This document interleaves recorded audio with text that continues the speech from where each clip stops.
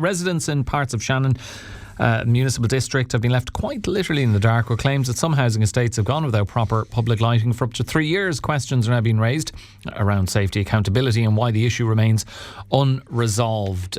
So why has it been allowed to go on for so long, and when can residents finally expect to see some lights come back on? Well, joining me to discuss this in more detail is the Shannon Banks Sinn Fein Councillor James Ryan. James, thanks for being with us this morning. Morning.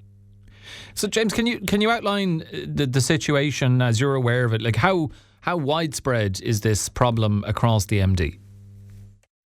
Well, it isn't widespread in the sense that it's not like hundreds of lights. You know what I mean? No one has ever said that. The problem is that there's a certain amount of lights that have been out, and they've been out for a long time. That's the biggest issue. So, you have a situation in place now, and this is fact rather than fiction. There was one light out in a cul-de-sac in Shannon Banks for 2.5 years.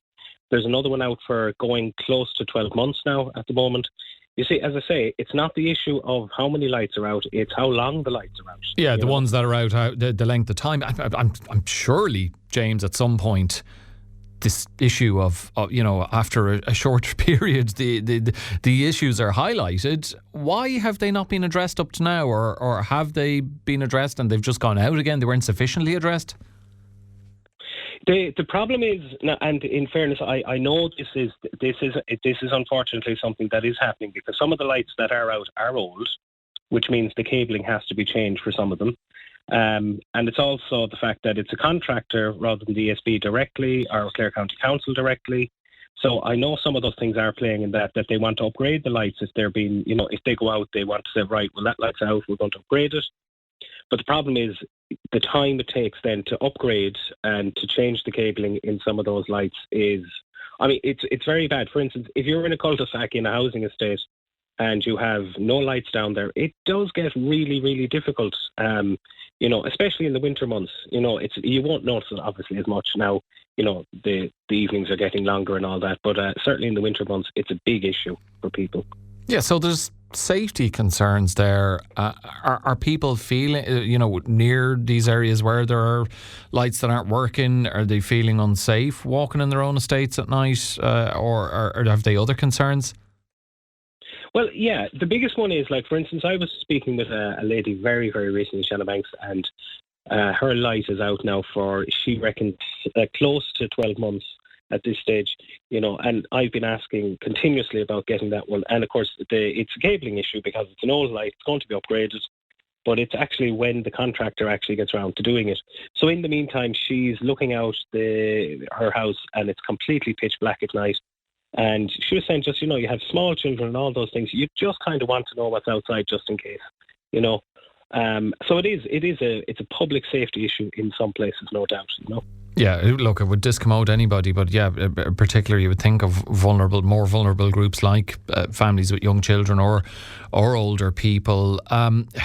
We did reach out to both the ESB and Clare County Council on this, James, and they each provide us with statements. So I'll just bring them to the listeners and yourself as well, and get your thoughts on them then. The ESB are pointing out that some public lighting faults in the county may require the attendance of ESB Networks crews to resolve. In such cases, crews are dispatched following a request from the local authority, but they do point out that the broader maintenance and repair of public lighting remains the responsibility of the local authority and their appointed contractors. They say for the majority of public lighting faults, ESB Networks crew involvement isn't necessary for repair work to proceed. Where attendance is requested, ESB Networks prioritises public safety and ensures crews are made available accordingly. And they say it's important to note that they don't have visibility of the number or location of public lighting faults, as this information is managed by the council and their service providers.